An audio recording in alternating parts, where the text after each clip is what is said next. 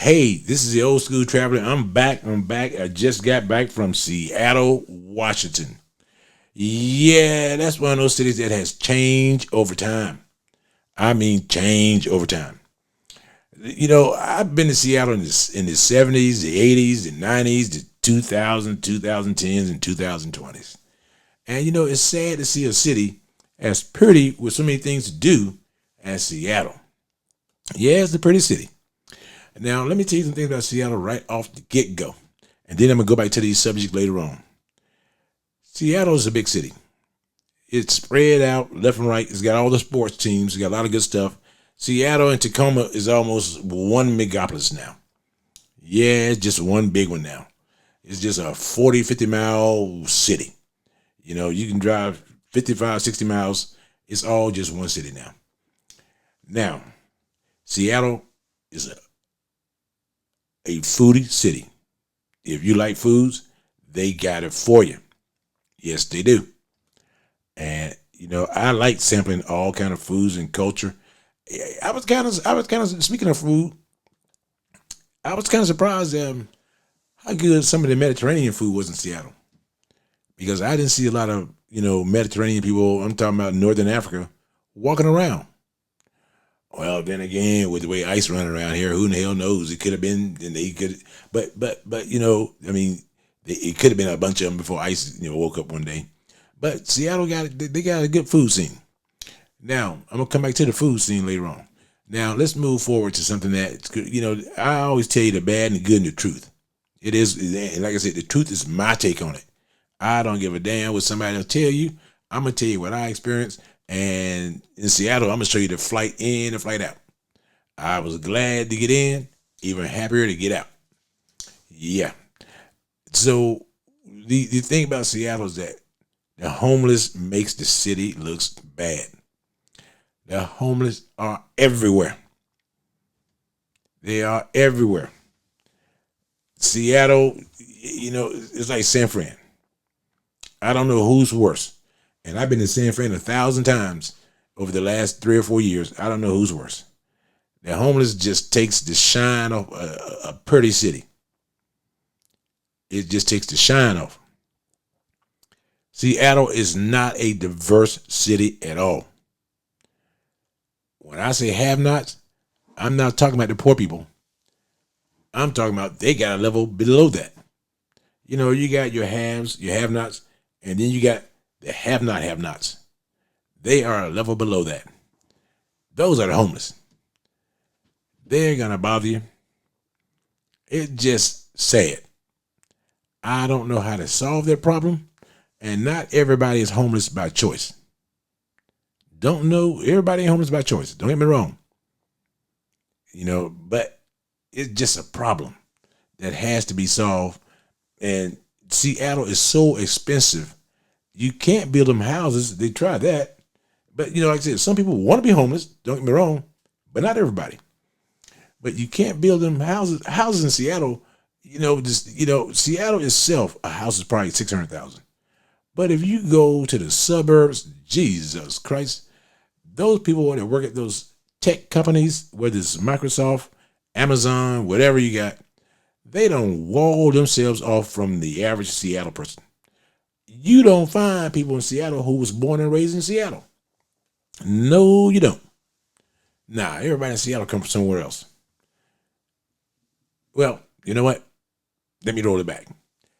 You will find people from Seattle in Seattle. In the suburbs, everybody else comes from somewhere else. They either came from Seattle or they came from West Coast, East Coast, but they're not Washingtonians. They are not Washingtonians. And they don't hide it. You see 5,000 Teslas, those people didn't come from Seattle. No, Seattle itself is not getting bigger as far as the population goes. The suburbs have exploded. Suburbs are pretty as hell. But it reminds me kind of just another Silicon Valley. It's just a northern part of Silicon Valley. The people who are probably from Seattle are probably the homeless. They can't afford those damn houses. Nope. And it's not designed to be that way. They cannot afford those houses. They can't afford to eat downtown. No. And I didn't see not one soup kitchen or something that make you think that they're being helped. Even though I know Washington's a very liberal state and I know they're trying to help them out. I don't know what they can do. You can't just bring buses in and move them out. And then you see them at the football game, all the people from the suburbs, you don't see people from Seattle. I think people in Seattle still homeless. They still downtown. I don't know how to solve that problem, but it has to be solved. And I think that I got the attitude of a lot of people. I don't know how to solve it because I never really worked on it and I never really gave it much thought. Never gave it much thought. But here's the thing. You still can help the helpless.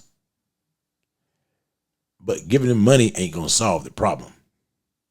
But if people don't want to be helped, I don't waste time trying to help them. Their mind's made up. They can't be helped.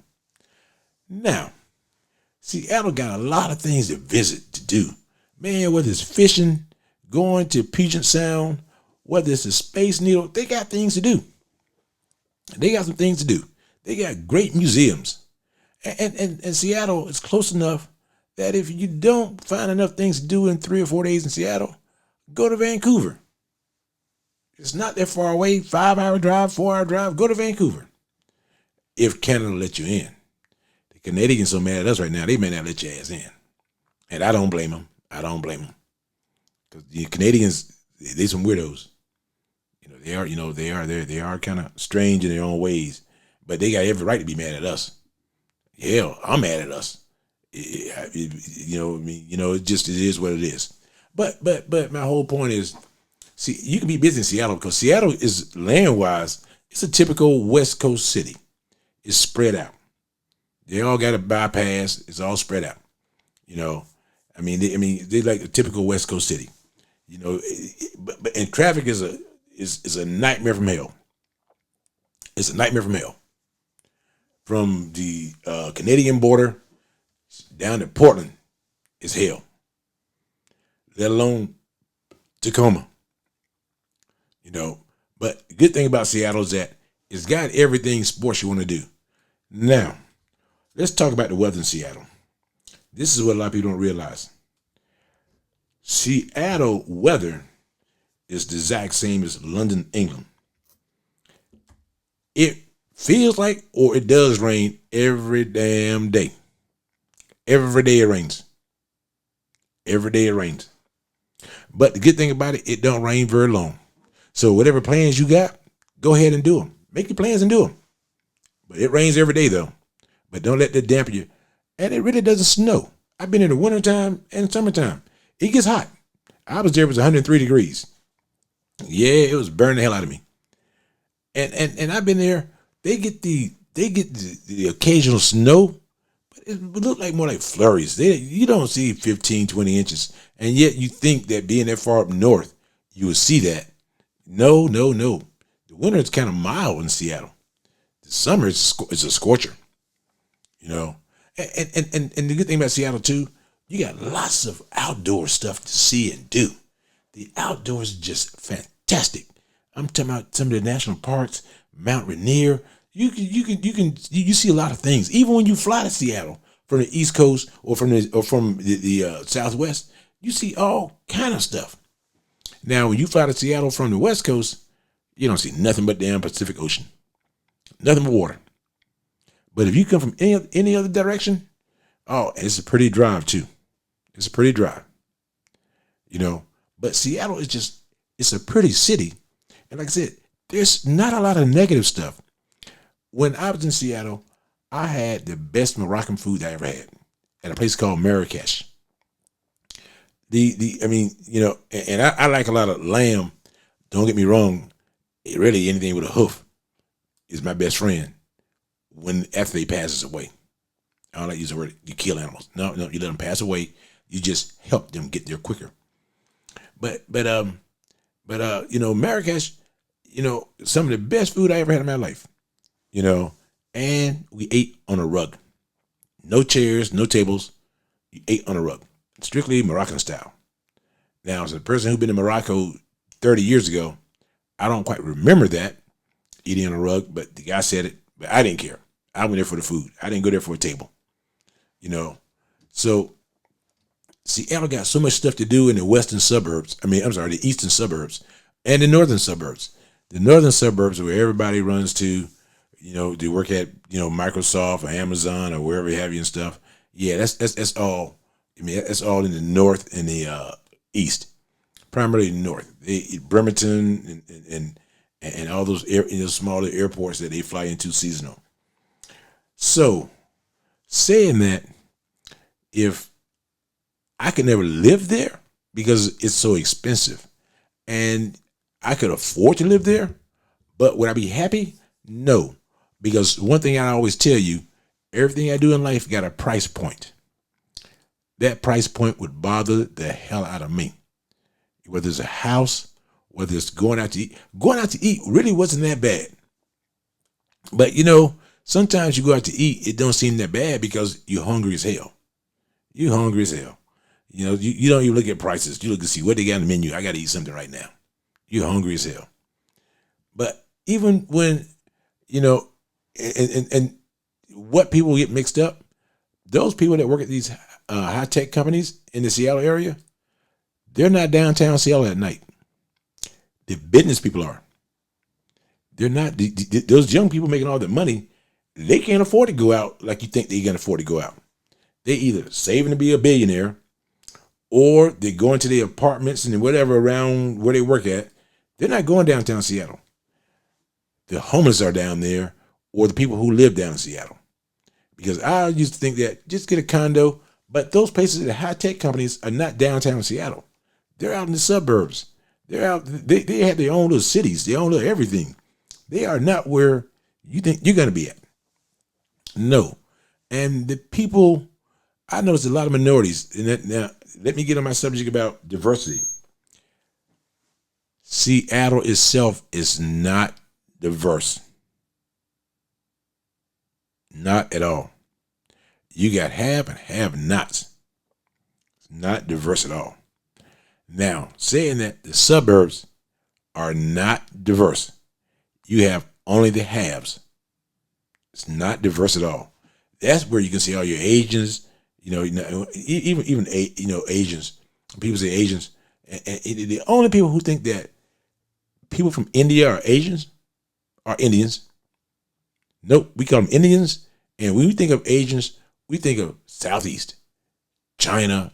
We think of Singapore. Malaysians. We think of them as Asians, not people from India. Y'all are just lighter brothers. That's all y'all are. Even though you don't want to be one, you're the closest thing that we have. Yep, you're the closest thing to a black person. Get over it. You may not want to accept that. That's how it works. Change your hair, make it. You put on an Afro wig, and nobody would think that you're Asian. Only the people from India. Oh, I'm Asian. You're Indian. If you're Chinese, now you're Asians. So it's a difference. Japanese, Chinese, any of the Nees family is Asian, not the Indians. Now, they may be because they're on the continent, but we can't have a line tell us what we are. You are what you feel, you are what you do, and you are what you act, and how you act. That's how it works. You can be black, you act white, all blacks are going to think you're white. That's what it is. But when they first see you, they see a black. You can be white, like some of those little young white ghetto kids. You may think you're black. We first see you, you are white. That's just how life works. Now, back to the food. I had African food, that was very, very good. Soul food scene still needs some work. I had Moroccan food. That was fantastic every single time I had it. Matter of fact, after 2 days, I didn't eat nothing but Moroccan food. The prices were good and the food was great. And I just said, listen. And now I didn't go to the same place every time. I went to 3 different places downtown, and all of them they just good. But if you go open a restaurant and be downtown, you got to bring it, because if 3 of you selling the same thing, Either you are both all three great, or you're from the same family that cooks things the same way. It doesn't really matter, but you gotta have your A game. It's kind of like where I live. We got this one intersection, and we got 4 gas stations on each. We got 1 gas station on each corner. It's 4 of them side by side by side. And I'm gonna tell you, and none of the gas prices are the same. There are 4 different retailers, 4 different gas brands. None of them are the same, but they all offer something the other one don't. Wawa got they get the lunch crowd. Everybody wants the deli sandwiches.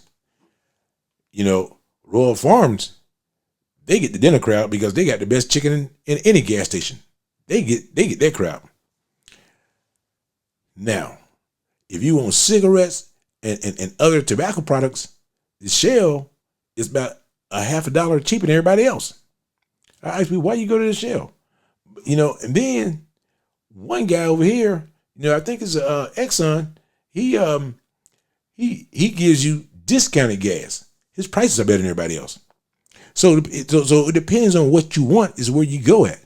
If you want to get some chicken and pay 15 cents more per gallon, but the chicken itself can be better than the guy with the cheapest gas, that's where you're going at. And I know people who go to all 4 of them, and to all 4 gas stations. And like I said, it all depends on what you want at that given time. Because some people say, Wawa got the best lunches. I'm gonna pay 8 cents more than I would at Shell, but hey, I'm not gonna get this sandwich over here for lunch. They got the best deli. Okay, but you go over there.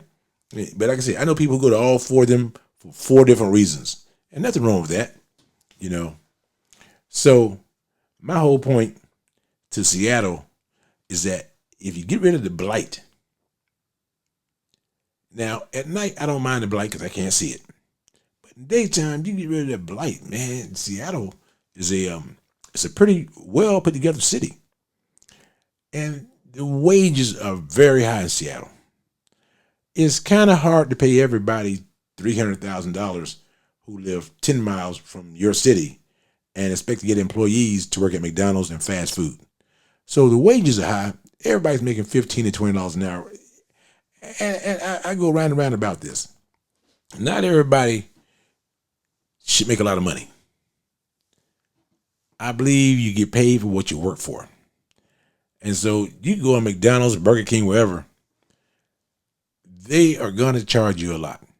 But you can't not expect to pay a lot if you, if you make a lot of money.